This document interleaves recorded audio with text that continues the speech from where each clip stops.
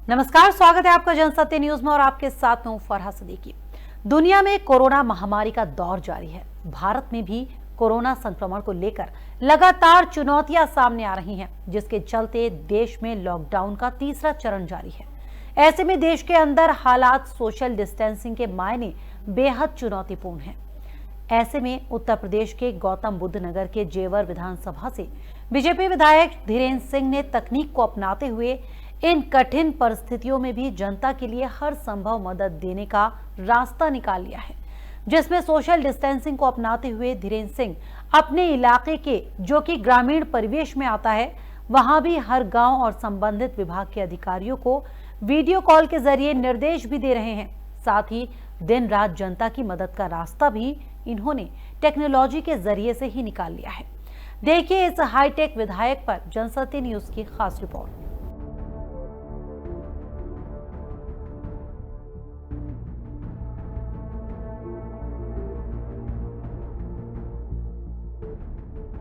नोएडा के जेवर विधानसभा से बीजेपी विधायक धीरेन्द्र सिंह आज देश में कोरोना महामारी जैसे संकट के समय में एक शानदार नजीर पेश कर रहे हैं। कोरोना के चलते देश में सोशल डिस्टेंसिंग बड़ा हथियार माना जा रहा है।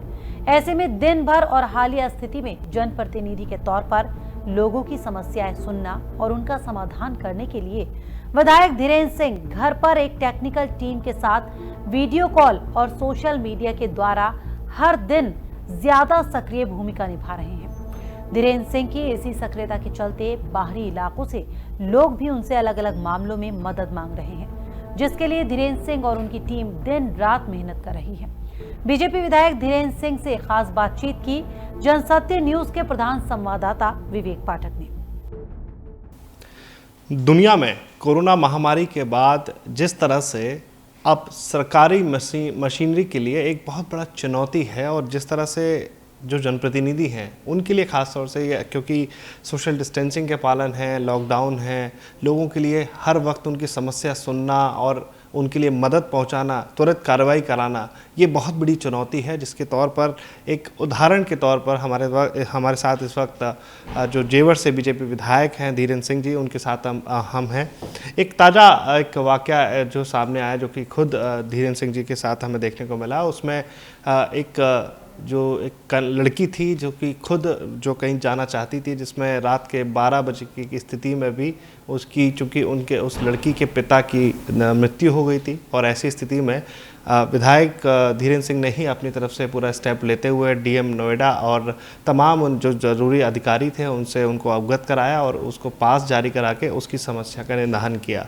ये एक ऐसा उदाहरण है जिसमें कि ये माना जा सकता है कि क्योंकि लड़की यहाँ की नहीं थी, वोट यहाँ का नहीं था, लेकिन ऐसी स्थिति में मानवता का संदेश देने के लिए ये बहुत ही एक काबिल तारीफ़ वाक़या है, जिसमें कि इंसान की ज़रूरत को समझना, उसको उस मुसीबत में साथ देना हर एक जनप्रतिनिधि के लिए एक कह सकते हैं कि एक उदाहरण के सामने तरह से जो सामने देखने को मिला है। हमारे साथ धीरेन्द्र सिंह जी मौजूद हैं। विधायक जी, आज देख रहा हूँ जिस तरह से आप तकनीक के साथ जो है, हालांकि कोरोना की जो स्थितियाँ चल रही हैं उसमें सोशल डिस्टेंसिंग का पालन करना बहुत बड़ी चुनौती है, लॉकडाउन जारी है।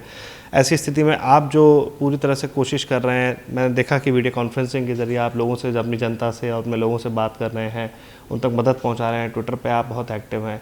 किस तरह से ये जो मन में ख्याल आया और किस तरह से इस पूरे जो कोरोना काल में आप पूरी तरह से कोशिश कर रहे हैं जनता से अपना संपर्क साधने के लिए? देखिए, जब से लॉकडाउन लगा तो ये जनप्रतिनिधि का पहला फ़र्ज़ है कि वो सही मायने में उसका पालन करे, ताकि जनता में भी एक संदेश जाए कि हमारा जनप्रतिनिधि लॉकडाउन के प्रति गंभीर है। तो मैंने देखा कि अगर मैं बाहर जाऊंगा या लोगों के बीच में घुलूंगा मिलूंगा तो कहीं ना कहीं प्रधानमंत्री जी की उस अपील का उल्लंघन होगा, जिसमें उन्होंने हाथ जोड़कर सभी से निवेदन किया है कि आप जहाँ हैं वहाँ रहें, क्योंकि ये एक ऐसी गंभीर बीमारी है जिसका अभी तक वैक्सीन ईजाद हुआ नहीं और मानव संपर्क से ये फैलती है, तो हम लोगों को बहुत एहतियात बरतने की ज़रूरत है। लेकिन लोगों की आवश्यकताएं तो जस की तस बनी हुई हैं। कहीं किसी का कोई काम है या किसी को मदद पहुंचानी है, या जिस तरीके से हम गांवों में निरंतर संवाद करते थे, ग्रामीणों की समस्याएं जानते थे, या कृषि का आजकल रबी की फसल का सीज़न है, लोगों के गेहूं के तौल केंद्र शुरू हो चुके हैं, उन्हें तो कोई दिक्कत नहीं आ रही। तो इसलिए इससे बेहतर कोई साधन नहीं था। तकनीक के माध्यम से हम लोगों ने अपना एक पूरी टीम बनाई और हमारा ऑफिस सुबह 8 बजे से लेकर और रात को 12 बजे तक लोगों की सेवाओं के लिए तैयार रहता है। 4 लड़के यहाँ हमेशा काम करते हैं, मैं सुपरविज़न करता हूँ। व्हाट्सएप ग्रुप हमने प्रत्येक गांव के बना दिए हैं। अगर वहाँ से कोई सूचना आती है, किसी को परेशानी है, तो वो सूचना कंपाइल होकर हमारे पास विदिन मिनट्स पहुँच जाती है। लिस्ट बहुत आती हैं कि ये गरीब लोग हैं, तो हम संबंधित विभागों से उनकी मदद कराते हैं। कहीं किसी को अपरिहार्य स्थिति में किसी के फादर एक्सपायर हो गए या किसी की मदर बीमार हैं, उन्हें गैर प्रांत जाना है, तो उनके लिए भी हम व्यवस्था करते हैं पासेस की। कुल मिला के ऐसा एक ऑफिस तैयार किया गया है जहाँ से किसी भी वक्त लोग आफत में मदद पा सकें। इवन आप यकीन नहीं करेंगे कि एक संदेश तो ऐसा आया ट्विटर के माध्यम से कि किसी मरीज को दवाई की आवश्यकता थी और वो सिर्फ पटना में मिलती थी दवाई। तो हमने वहाँ की गवर्नमेंट को अप्रोच किया और गवर्नमेंट ने उसमें संज्ञान लिया और वो दवाई भिजवाने की व्यवस्था की।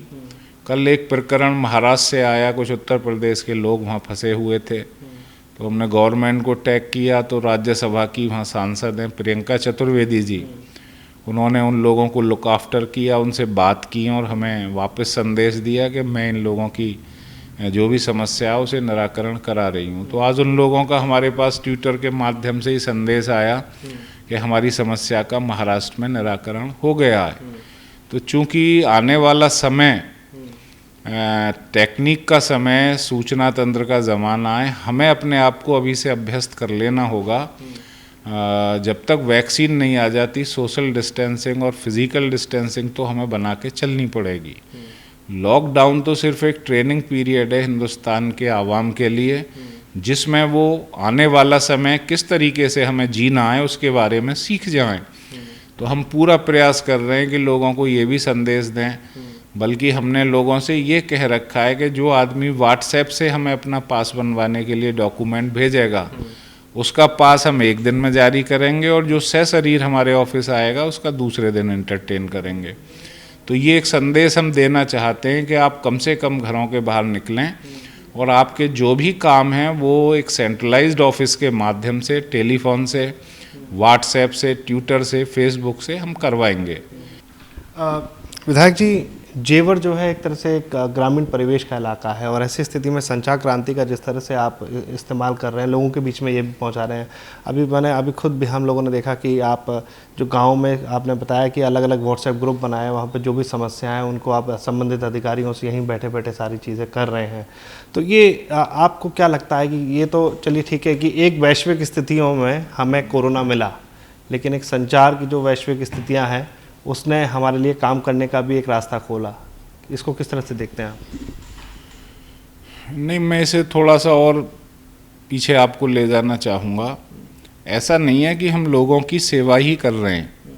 हमने कई वेबनायर ऐसी की हैं जिसमें बाहर के एनआरआईज को भी, जो हमारे देश के लोग बाहर रह गए हैं, वो जर्मनी में हों, स्विट्ज़रलैंड में हों, स्वीडन में हों, उन लोगों को भी हमने वीडियो कॉन्फ्रेंस के माध्यम से लाइन पे लिया और उनसे पूछा कि जर्मनी, इटली में किस तरीके से हालात बिगड़े, और उन वार्ताओं को हमने फेसबुक लाइव और ट्विटर के माध्यम, यूट्यूब के माध्यम से लाइव किया, ताकि हिंदुस्तान की जनता ये जाने कि उन मुल्कों से क्या कमी हो गई जिसकी वजह से वहाँ तादाद लाखों में पहुँच गई संक्रमित लोगों की।